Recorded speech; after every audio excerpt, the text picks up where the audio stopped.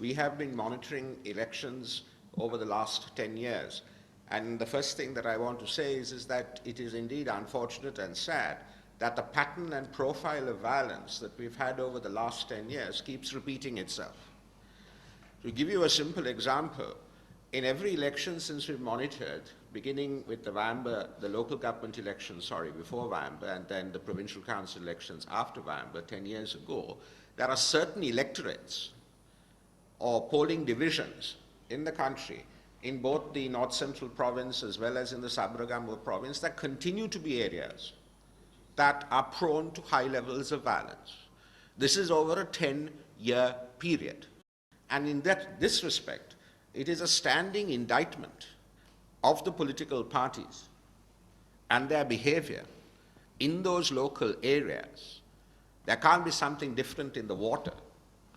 It's got to be with regard to the political parties and their behavior in these particular electorates. They have been named. We talked about Rambukana in the Sabaragamuwa province. We talked about Kalavawa, Kakirawa.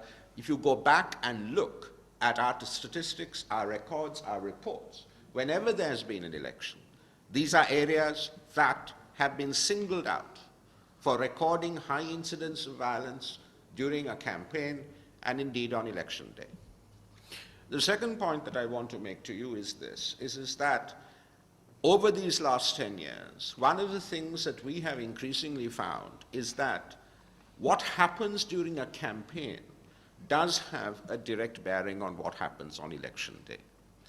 And the issue, therefore, is this, is if all the dirty business has been conducted during a campaign, having a very quiet and peaceful and incident-free election day doesn't tell you very much. And therefore, our appeal has always been to the election commissioner and to the authorities that when you consider the question of the climate in which an election is to be held, do consider the context in which it takes place with regard to a campaign, as well as on election day, what happens outside of a polling station. The incidents that happened yesterday in Anuradhapura, what are the possible consequences of those incidents, and what bearing will those incidents have when it comes to polling on Saturday? Now, some might well argue that the people are so angry at what happened, so angry and appalled by the violence, that they will come out in large numbers. Others might turn around and say, no, because of the gravity of that violence, people are going to be scared to come out. Now, these are issues that we need to take into account if we are really serious about the freeness and fairness of an election. This organization has consistently, from 2 o'clock in the afternoon on the day that the Vamba election was held, when we requested the election commissioner to annul those polls, and that was some 10 years ago, we have consistently come out and appealed to the election commissioner to please annul and reorder a poll wherever it happens. It would be really sad if the commissioner, every time before an election, comes out and says that he's going to do it and never does it. It affects the credibility of the office. It affects the credibility of the only mechanism and recourse one has with regard to enforcing some sort of discipline with regard to the integrity of the electoral process. And I also want to make the point, as Udaya did, that the 17th Amendment does provide for all the independent commissions, etc., and it is not being implemented. But there is one other point with regard to the 17th Amendment. The Elections Commission envisaged under the 17th Amendment was never set up ever. It was the one commission that wasn't. It is also the one commission whose powers are vested in the current holder of that office, and in that current holder only. So the legal and constitutional provision is there to be able to enforce this kind of discipline. I also find it somewhat ironic indeed that at a time when civil society organizations, and indeed you members of the media too, are accused of doing things that are treacherous and detract from the war effort, that the election commissioner has to call in the army in certain areas of the North Central Province and the Anuradhapura district in particular for the conduct of an election. That begs the question as to who is interrupting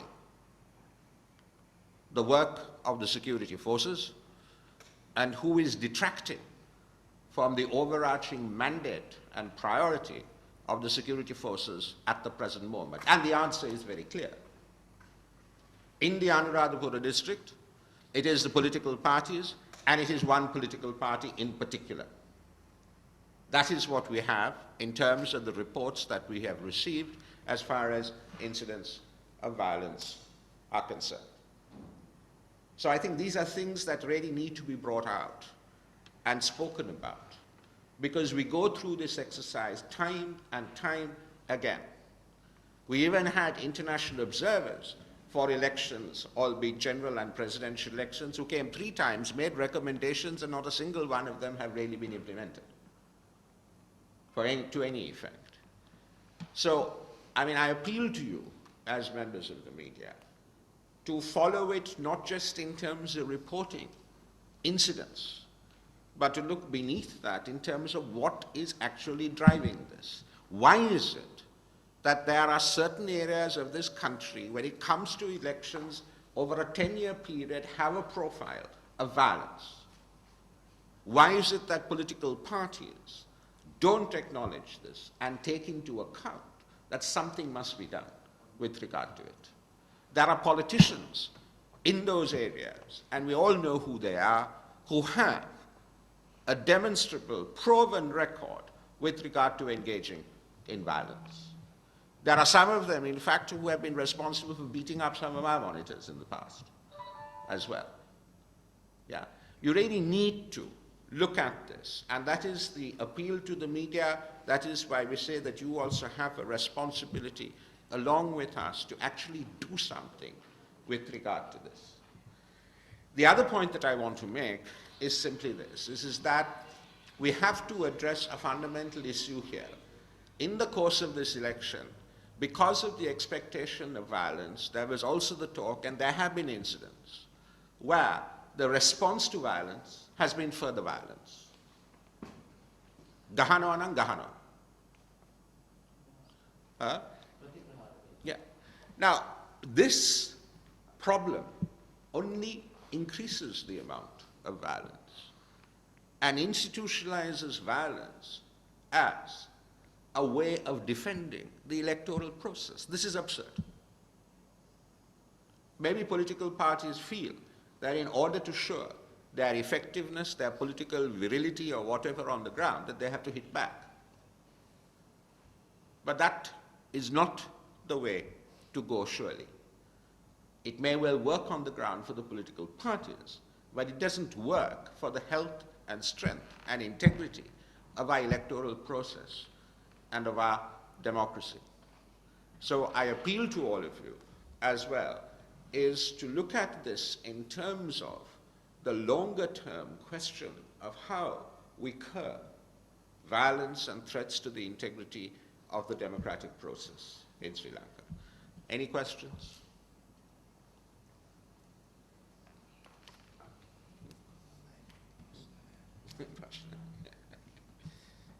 No?